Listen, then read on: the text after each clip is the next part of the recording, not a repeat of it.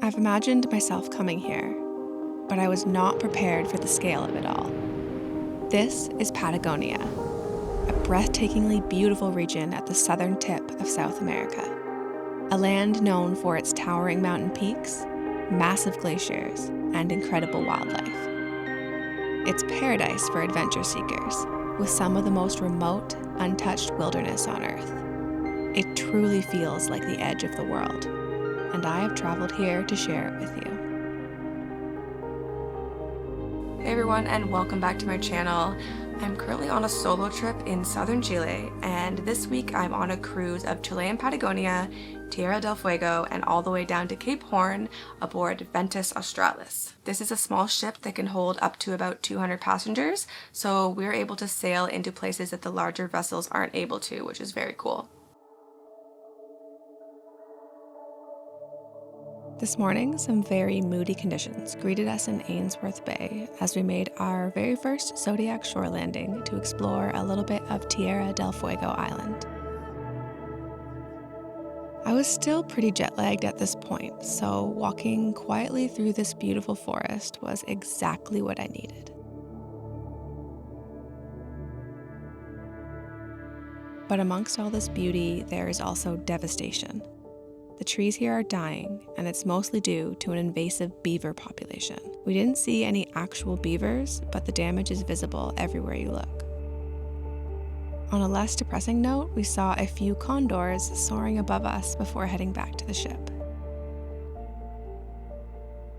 Our next stop is at Tucker's Islets for a Zodiac cruise to see a colony of Magellanic penguins. This time we stayed in the boat. But even though we kept our distance, many of the penguins waddled off of the beach to avoid us. Apparently, this is because local fishermen have been stopping here to kill the penguins for use as bait. This is definitely illegal, but unfortunately not policed as it's such a remote area. After a little while, the penguins realized that we aren't a threat and waddled back to the beach to resume their daily activities. Clearly, penguins are the crowd favorite here, but we also spotted kelp geese, nesting cormorants, and this predatory skua hoping to steal an egg from their nests.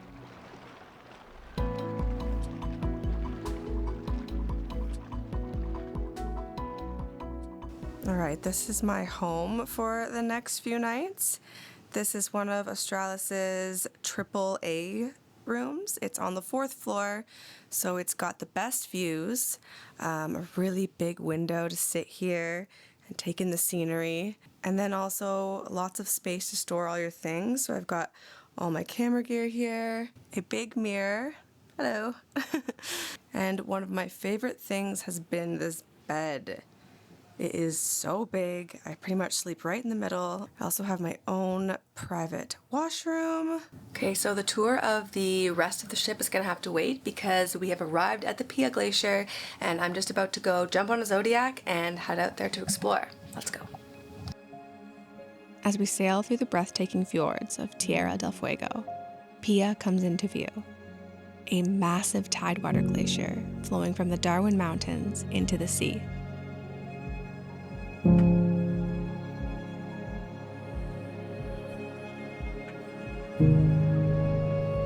Group by group, we board the Zodiacs and head to shore. The scale of this glacier is seriously overwhelming. We've made it to a lookout where behind me you can see the 2 ships that Australis has, and then now behind me you can see the glacier and our group. It's very cool. It's only like less than 100 meters or something to hike up here, so it was super easy. And today is just a gorgeous, beautiful day.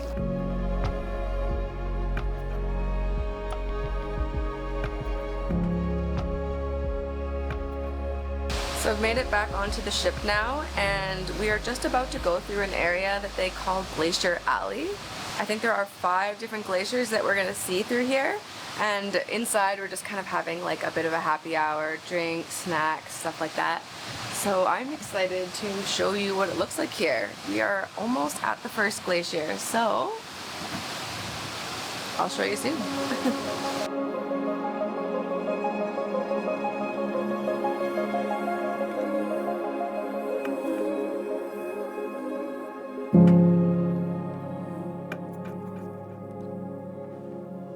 So far, Glacier Alley is not disappointing. Like, are you kidding me with that one with the waterfall? That was nuts. I don't think I've ever seen anything like that. Like, I've seen glaciers before with waterfalls, but not with one that was that big. That was very cool. I wonder what's next.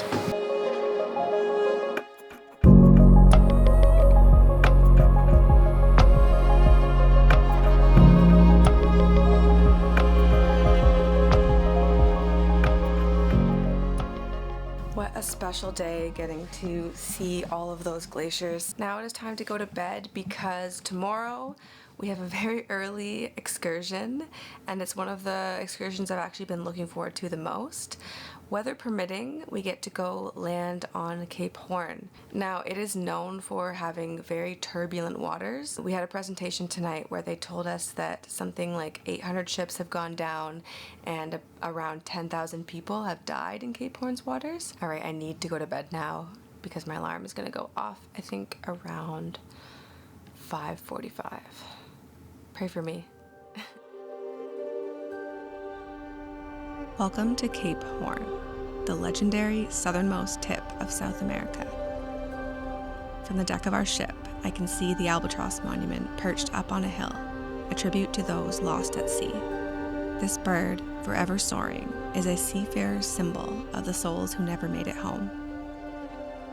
So we have made it to Cape Horn, and our expedition team right now is just deciding whether it's safe enough for us to land, but I think this is probably about the best you can hope for here, so I have a good feeling.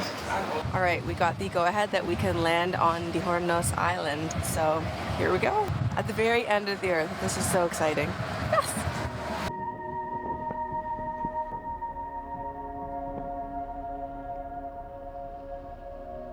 Stepping onto Cape Horn felt surreal. Like, this is it. The farthest south you can go before crossing the Drake Passage to Antarctica. In addition to the monument, there's a lighthouse here that is manned by a single family. And if you bring some cash, you can even purchase some artwork from the kids as a souvenir. And then there's the chapel, tiny but standing strong against the wind, just like everything else here. We had about an hour on the island before the captain sounded the ship's horn, which is our signal to return before conditions get too dangerous. So we made our way back to the Zodiacs, bracing for the wild ride back to our ship. Okay, made it back on board. That was a wild Zodiac ride. I was at the front and I got splashed pretty good. I wish I could have had my camera out for that, but it would have been very precarious, might have lost it. So this experience was outstanding, and I feel like I'm on a real adventure. It was very cool. Our next stop is Wulaia Bay, a place of deep history and once home to the Agan indigenous peoples. An Australis cruise is the only way to reach Wulaia Bay, which means there's an untouched, almost sacred stillness to the landscape. One of the first things you notice is a weathered building, originally a Chilean Navy radio station from the early 20th century. Today, it's been repurposed as a visitor's center, which has revived an old mariner tradition. We'll go inside and check it out. So something pretty cool about this place is there's a barrel post office right here. There's this big barrel, and Australis gives you this postcard. You can address it to yourself, you can address it to anyone you want, and then what you'll do is you'll put it into the barrel, and other guests that come here have the opportunity to take a postcard out of the barrel. If it's somewhere you think that you can hand deliver it, if it's close to where you live, then you can take the postcard, only if you promise to deliver it. That is a rule. You have to hand deliver the one you take, and you can pass it off by hand to someone else who has put their postcard in here. So I wrote one to some friends that I met on the cruise, and I'm gonna put it in now. Hopefully it makes it to them. After mailing my postcard, I set off on a hike with the group up to an absolutely breathtaking viewpoint overlooking the bay. Inside the forest, I noticed these orange fungus balls all over the trees. They kind of look like something out of a Studio Ghibli movie to me, and apparently you can eat them. Francesco has to get it for me because I cannot reach it. They're kind of like spongy, and you can eat them. Okay, I'm gonna eat it and see what it tastes like.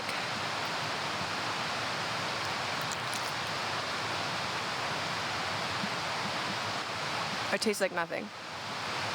But I'm a texture girly, and this is not sitting right with me. I'll finish it. Want the rest? Wulaia Bay is also a paradise for birdwatchers.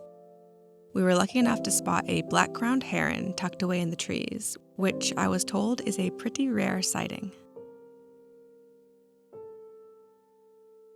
We also spotted a pair of the more common, but just as beautiful, black-faced ibis, a super cute and tiny Austral negrito, and this kelp gull who was busy dropping mussels onto the rocks to break open their shells. But the biggest surprise? A wild pig. Yeah, a pig. Apparently, early European settlers abandoned some of their livestock when they left the island. And over time, a small population of pigs adapted to life here. I definitely did not expect to find my pal Wilbur roaming the beaches in this remote corner of the world.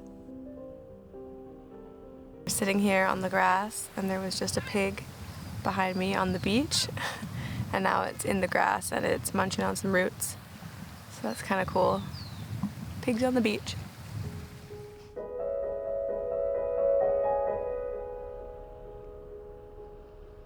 So tonight is the last night for some passengers. Tomorrow we will arrive in Ushuaia, Argentina, but since I'm doing their 8-night route, I am going back to Punta Arenas with them.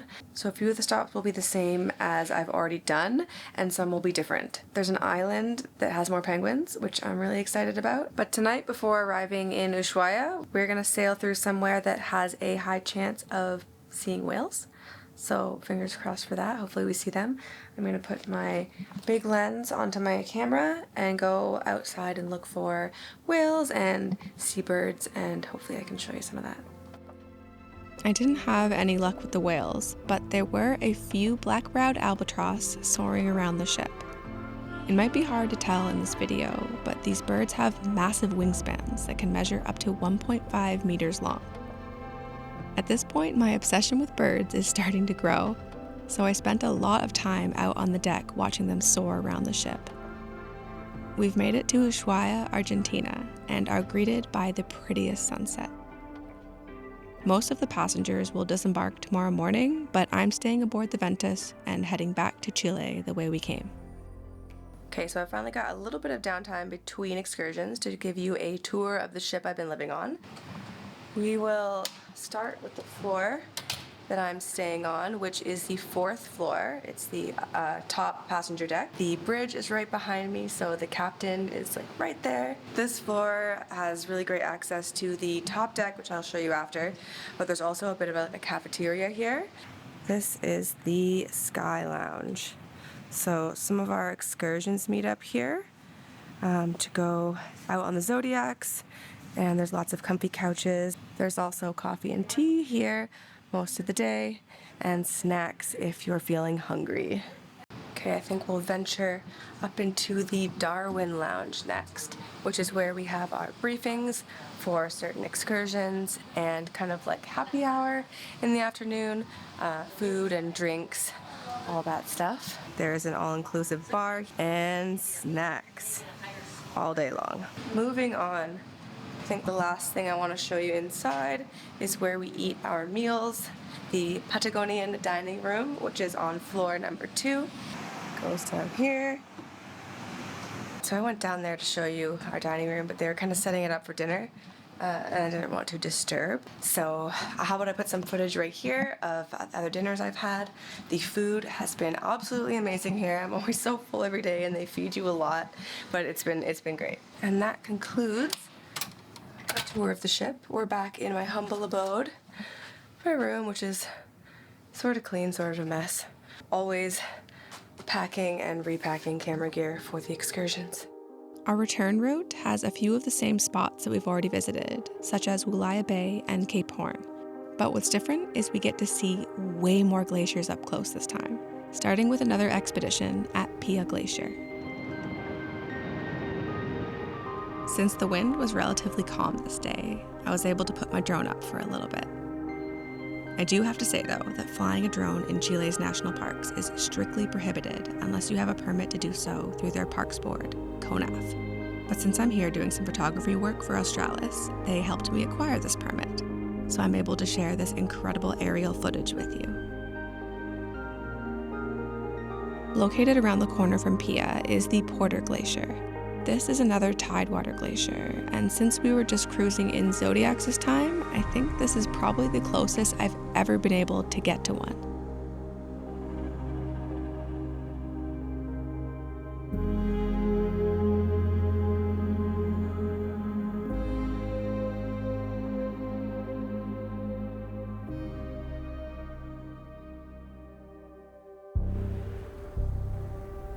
Our final expedition of the day was looking like it might get cancelled due to high winds.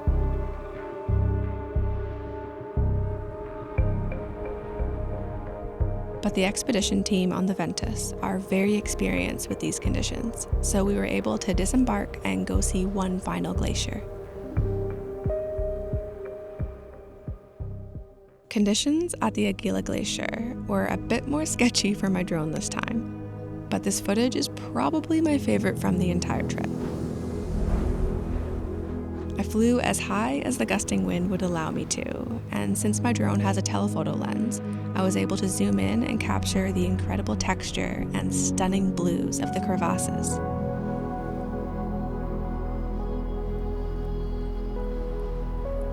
Nature is truly at its rawest and most majestic here, and this isn't the end of my trip just yet. Tomorrow we have one more stop that I have been looking forward to ever since I decided to take this cruise.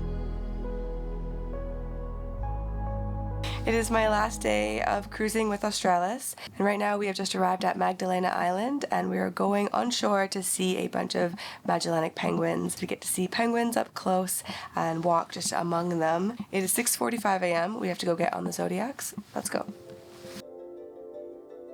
Magdalena Island is a protected wildlife area that hosts around 60,000 breeding pairs of Magellanic penguins each year, making it one of the largest penguin colonies in Chile.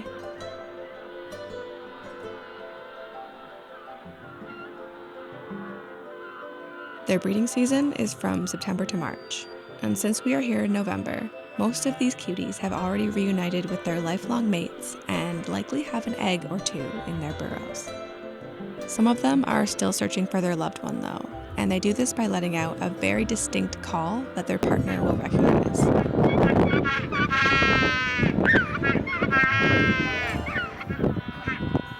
So you can hear them all around me, or at least hopefully this mic is picking it up.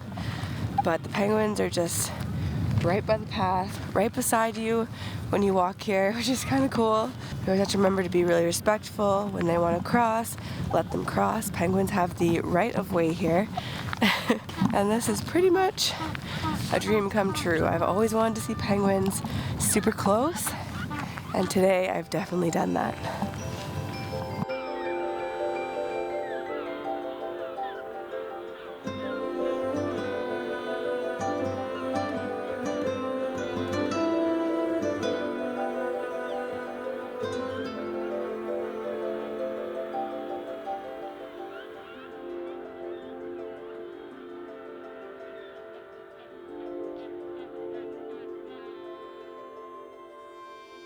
My trip with Australis has come to an end. We are back in Punta Arenas, and it is almost time for me to disembark. If you are into birding, I highly recommend. Every year that passes by, I like birds more and more, and now that I have that telephoto lens for wildlife, it just makes it that much more interesting. So if you like birds, this trip's for you. As you might be able to hear, we are docking in port right now, so I'm going to end this video here. If you like my video, please give me a thumbs up, subscribe to my channel. It really does make a huge difference. Thank you so much for watching, and we'll see you in the next one.